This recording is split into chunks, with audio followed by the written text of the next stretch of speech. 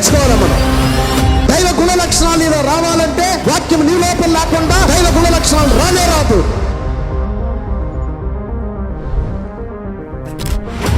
ఏంటి వాక్యం అంటారే? ఈ కాలం యొక్క వాక్యం చేయుటకే నువ్వు పుట్టిండవు. ఈరోజు దైవత్వం నీలో కనపడాలి. దేవుళ్ళో ఉన్న స్వరూపం నీ లోపలికి రావాలా. నువ్వు మాట్లాడే దేవుడు వాక్యంగా ఉండాలా. నువ్వు నడిస్తే దేవుడు నీలో కనపడాలా. నీ రోడ్లో కనపడాలా, మీ ఇంట్లో కనపడాలా, మీ చర్చిలో కనపడాలా. దేవుడే నడుస్తున్నాడని చెప్పాలా. ఇదంటే వర్తమానం.